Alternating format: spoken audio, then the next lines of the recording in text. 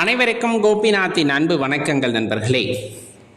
பொதுவாக இறை வழிபாட்டிற்கு எல்லா நேரமும் உகந்த நேரம் தான், மாற்று கருத்தே இல்லை. அதில் குறிப்பாக எந்த நேரத்தில் வழிபாடு செய்யும் பொழுது நம்மால் ஒரு உயரிய ஆற்றலை உணர முடியும் அப்படிங்கிறத இந்த பதிவில் பார்த்துடலாம். நம்ம பதிவுக்கு முதன்முறையாக வரவங்களாக இருந்தால் மறக்காமல் இந்த சேனலை சப்ஸ்கிரைப் பண்ணிக்கோங்க. இந்த வீடியோவை லைக் பண்ணிவிட்டு உங்கள் நண்பர்களோட மறக்காமல் பகிர்ந்துக்குங்க. அனைவரும் பலனடையட்டும். குறிப்பாக நீங்கள் எந்த ஆன்மீகவாதி கிட்ட கேட்டாலும் சரி, நம்ம பெரியவங்க கிட்ட கேட்டாலும் சரி, எந்த நேரத்தில் வழிபாடு செய்வது உகந்தது அப்படின்னா நம்மளால் முடியாத நேரத்தை தான் சொல்லுவாங்க.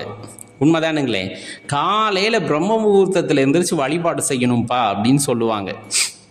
அப்படி செஞ்சால் இறைவனுடைய முழுமையான அருளானது கிடைக்கும் அப்படிங்கிறது நமக்கு கற்பிக்கப்பட்டிருக்கும். அதே போல் மாலை நேரத்தை சொல்லுவாங்க. ஒரு 4:30 6 7க்குள்ளே அந்த வழிபாட்டை மாலை நேரத்தில் செய்கிறது சிறப்பாக இருக்கும் அப்படிங்கிறத சொல்லியிருப்பாங்க. இதனுடைய தாற்பயத்தை நாம் புரிந்து கொள்ள வேண்டும். அதிகாலையில் எழுந்து அந்த பிரார்த்தனையை முடித்துவிட்டு நம் செயல்பாடுகளை தொடங்க ஆரம்பிக்கின்றோம். அப்படிங்கும்போது அந்த நாளை நீங்கள் பார்த்தீங்கன்னா மிக நீண்ட நேரம் இருப்பதாக தோன்றும். ஒன்று, அந்த 4:30 மணிக்கு எந்திரிச்சு வேலையை தொடங்குறவங்கள கேட்டு பாருங்கள், இல்லை நீங்கள் எந்திரிச்சாலும் உங்களுக்கு தெரிஞ்சிருக்கும். அன்றைக்கி நாள் ரொம்ப பெருசாக இருக்க மாதிரி தெரியும், நம்மளுக்கு நிறைய நேரம் இருக்க மாதிரி தோணும், வாழ்க்கையை வாழ்வது போன்று தோன்றும். அதே கொஞ்சம் தாமதமாக எந்திரிக்கிறோம் அப்படின்னா அந்த நாள் சடார்னு ஓடிடும். அது அனுபவத்தில் உங்களுக்கு புரிஞ்சிருக்கும். அப்படி 4:30 மணிக்கு எந்திரிச்சு திடீர்னு ஒரு நாள் 6 மணிக்கு எந்திரிக்கிறோம், 7 மணிக்கு எந்திரிக்கணும்னா அந்த வேறுபாடு கண்டிப்பாக இருக்கும். சரி, அப்போ அந்த பிரம்ம முகூர்த்தத்தை அவர்கள் பரிந்துரைப்பதற்கான காரணம் என்ன அப்படின்னம்னா அமைதி, அவ்வளோதான். அந்த நேரத்தில் யாரும் பெருசாக எந்திரிச்சிருக்க மாட்டாங்க, ரொம்ப அமைதியான சூழ்நிலையாக இருக்கும். வழிபாடு செய்வதற்கு அந்த சப்தமெல்லாம் இல்லாமல் நிசப்தமாக இருக்கும்போது நம்ம செய்கின்ற தியானம், அதே போல் நம்ம செய்கின்ற வழிபாடு எல்லாமே பார்த்தீங்க அப்படின்னா ஒரு ஆத்மார்த்தமாக ஒரு உணர்தலை ஏற்படுத்தும். அந்த நேரம் பிரம்ம முகூர்த்த நேரம் அப்படின்னு சொல்லக்கூடியது. வெளியே அந்த ஜில்லுன்னு வீசுகிற காற்று அது அப்படியே உடம்புல படும்போது பார்த்தீங்கன்னா அப்படியே மெல்லி தான் அந்த புல்லரிப்பு ஏற்படுவது போல உடல் எல்லாம் சிலிர்ப்பு ஏற்படும். அந்த நேரத்தில் இருக்க காற்றோட தன்மை அப்படிங்கிறது மாசு இல்லாமல் இருப்பது. பகல் நேரத்தில் இருக்கக்கூடிய மாசு அதிகாலையில் பெரும்பாலும், அது கிராமப்புறத்துலாம் சுத்தமாக அந்த நேரத்தில் மாசுக்கள் இருப்பதற்கு வாய்ப்பே இல்லாமல் இருக்கும். நகர்ப்புறத்தில் கூட தொடர்ந்து இரவு பகல் வேலை செய்கிறனால அந்த மாசுகள் இருக்கும். அதே கொஞ்சம் நகர்ப்புறத்தை விட்டு வெளியே வந்து விட்டாலோ கிராமப்புறத்திற்கு வந்து விட்டாலோ அந்த நேரம் ரொம்ப அற்புதமான நேரமாக இருக்கும். காலையில் எந்திரிக்கும் பொழுது அந்த நேரத்திலே நம்ம விளக்கேற்றுகின்றோம் அப்படின்னு சொல்லும்போது, வீட்டுக்கு வெளிச்சத்தை உண்டாக்குகின்றோம் அப்படிங்கும்போது அந்த வெளிச்சம் அப்படிங்கிற விஷயம் மனசில் இருக்க இருளை அகற்றுவது போல அப்படி ஒரு உன்னதமான உணர்வை ஏற்படுத்தும். நீங்கள் வீட்டில் லைட்டெல்லாம் போடாதீங்க. முன்னாடி லைட் இல்லை, அந்த விளக்கேற்றும் போது அந்த அனுபவம் கிடச்சிருக்கும். இன்றைக்கி உள்ளே போனதுமே நம்ம வீட்டில் இருக்கக்கூடிய எல்இடி பல்பு, டியூப் லைட் எல்லாத்தையும் ஆன் பண்ணிவிட்டு அதுக்கப்புறமா விளக்கேற்றுறோம் பார்த்தீங்களா? அதனால நம்மளுக்கு அந்த ஒரு உணர்வே ஏற்பட மாட்டேங்குது. காலையில் பூஜை அறைக்கு போகிறோம், குளிச்சுட்டு போங்க, இல்லை கை கால் அலம்பிட்டு போங்க. உள்ளே போயிட்டு நம்ம அந்த விளக்கை ஏற்றும் போது அந்த வெளிச்சம் மெதுவாக அப்படியே பிரகாசமாக அந்த அறை முழுக்க பரவும். அப்படி பரவும் போது அதை பார்க்கும் போதே மனசு ஒரு நிம்மதி, அல்லது அது எப்படி சொல்கிறதுன்னு தெரியாத ஒரு உணர்வை அதை ஏற்படுத்தும். விளக்கேற்றும் பொழுது அந்த விளக்கின் ஒளியிலே அமர்ந்து நாம் இறைவனை மனதில் நிறுத்தி மந்திரங்களை ஜபிக்கும் பொழுதோ அல்லது நம்ம தியானம் செய்யும் பொழுதோ அது ஒரு உன்னதமான ஒரு உணர்வை உங்களுக்குள் ஏற்படுத்திவிடும். எப்படி இருந்தாலும் அந்த நேரத்தில் நீங்கள் நைவேத்தியம் வைக்கணும்னு அவசியம் கிடையாது. அதே போல் மணி அடித்து சாமி கும்பிடணுங்கிற அவசியம் கிடையாது. அமைதியாக அமர்ந்து தியானிப்பதன் போது பார்த்தீங்கன்னா எந்த சப்தமும் இருக்காது.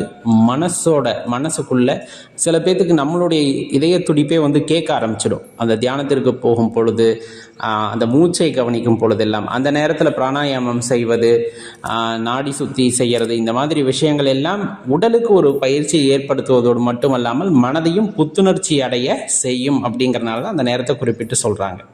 அடியேன் திருப்பியும் குறிப்பிடுவது, நீங்கள் பூஜை அறைக்குள்ளே போகிறப்ப லைட்டை போட்டு விளக்கேற்றிட்டா கூட நீங்கள் விளக்கேற்றிட்டு அந்த லைட்டை அமைச்சிடுங்க, உட்காந்து பாருங்களேன். அது ஒரு வித்தியாசமாக இருக்கும். நல்ல வெள்ளை விரிப்பு விரித்து அதுவும் பருத்தி அடையினால் உண்டான விரிப்பாக இருந்தால் இன்னும் சிறப்பு. அதில் அமர்ந்து தியானித்து பாருங்கள், வித்தியாசமான அனுபவமாக இருக்கும்.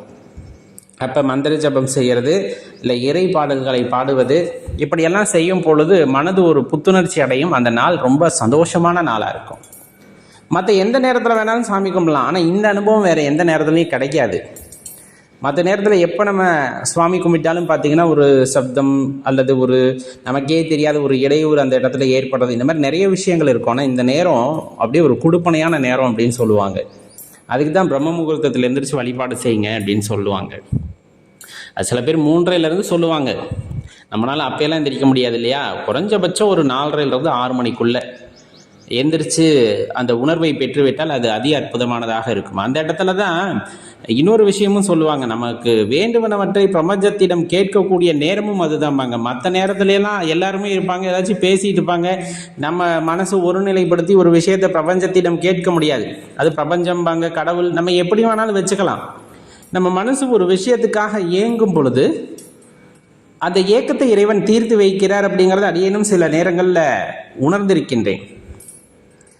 ஒரு விஷயம் நமக்கு வேணும், அது பலருக்கும் பயன்படுவதாக இருக்க போகிறது அப்படிங்கிறதுக்காக அது வேணும் அப்படின்ட்டு நம்ம கேட்குறோம், பிரபஞ்சத்திடம் கேட்கிறோம், இறைவனிடம் கேட்கின்றோம் அப்படின்னா அது இந்த நேரத்தில் அமர்ந்து கேட்கும் பொழுது கண்டிப்பாக அது ஒரு உயரிய சக்தியாக உண்டாயிருக்கும் அப்படின்னா மாற்றுக்கருத்தில். அப்படி கேட்கும்போது அதற்கான வினை கண்டிப்பாக நடக்குது, அது கை மேலே வந்து நமக்கு அமைகிறது, அதில் மாற்றுக்கருத்து இல்லை. அந்த நேரத்தில் கேட்டு பாருங்கள், எனக்கு கடன் அடைக்கணும் அல்லது வாழ்க்கையில் வெற்றி பெறணும், ஒரு வேலை கிடைக்கணும், ஒரு திருமணமாகணும், குழந்தை பிறக்கணும், எத்தனையோ விஷயங்கள் நம்ம மனசுக்குள்ளே ஏக்கமாக இருக்குது. அது அந்த நேரத்தில் இயற்கையிடம் பேச வேண்டும். அது பேசுவதற்கான நல்ல நேரமாக அது இருக்கிறது அப்படின்னா அதில் மாற்றுக்கிறதுல அப்போ உட்காந்து என்ன வேணுமோ அதை இறைவனிடம் கேட்கலாம். அது மனசு விட்டு சில பேர் அழுது ஒரு மாதிரி உருகி அழுது இறைவனிடம் கேட்கும் பொழுது அந்த விண்ணப்பத்திற்கான விடையும் கூடிய விரைவிலே கிடைக்கும் அப்படின்னா அதில் மாற்றுக்கருத்தை நீங்கள் கொள்ள வேண்டாம். அது எதுவாக இருந்தாலும் சரி, ஆனால் எப்பவுமே சொல்கிறது போல ஒருவரை பாதிக்காத வினையாக அது இருக்க வேண்டும். தெரிந்தே ஒருவரை பாதிக்கக்கூடிய செயல்களை நம்ம எப்பொழுதுமே செய்யக்கூடாது. அவ்வாறாக இயற்கையிடம் கேட்கும் பொழுது அதற்கான சரியான விஷயத்தையும் இயற்கை நமக்கு கொடுக்கும் அப்படிங்கிறத தெளிவாக தெரிஞ்சுக்கணும். ஏன்னா பிரம்ம முகூர்த்தத்தோட ஒரு அதீத ஆற்றல். அந்த நேரத்தில் நம்ம சாதாரணமாக விளக்கேற்றுறோம் அப்படிங்கிறத தாண்டி சில பேர் வந்துட்டு அந்த விளக்கவே வித்தியாசமாக ஏற்றணும்னு சொல்கிறாங்க. அப்படியெல்லாம் அவசியம் கிடையாது. அந்த நேரத்தில் அகல் விளக்கு ஏற்றினால் போதும், இல்லை கஜலட்சுமி விளக்கு, குத்து விளக்கு, எது நம்ம வீட்டில் இருக்கோ அந்த விளக்கை பயன்படுத்திக்கலாம். சில பேர் அதுக்குள்ளே நறுமண பொருட்கள் போடணும்பாங்க, இன்னும் சொல்ல போனால் அந்த கல்கண்டு நிறைய போடுறாங்க. எண்ணெய்க்குள்ளே நிறைய விஷயத்தை போட்டு ஏற்றினா தான் அது கிடைக்கும். அப்போல்லாம் இல்லை, நீங்கள் விளக்கு ஏற்றி அமைதியாக உட்காந்து கேட்டாலே கேட்டது கிடைக்கக்கூடிய நேரம் அப்படின்னா அந்த பிரம்ம முகூர்த்த நேரம் அப்படின்னு சொல்லலாம். அதுக்கு பல காரணங்கள் சொல்லப்பட்டாலும் உடலும் மனமும் ஆரோக்கியமாக இருப்பதற்கு அந்த நேரத்தில் எழுவது அவசியமாகிறது. அப்படி எழுந்து நம்முடைய வேலையை அந்த நேரத்திலேயே ஆரம்பிக்கின்றோம் அப்படிங்கும் போது நமக்கு வாழக்கூடிய நாட்கள், அது வாழக்கூடிய நேரம் அதிகமாக கிடைக்கிறது என்பது தான் அதில் மிகப்பெரிய உண்மையும் கூட. இதில் உங்கள் அனுபவம் என்ன அப்படிங்கிறத கீழே கமெண்ட்டில் பதிவு பண்ணுங்கள்.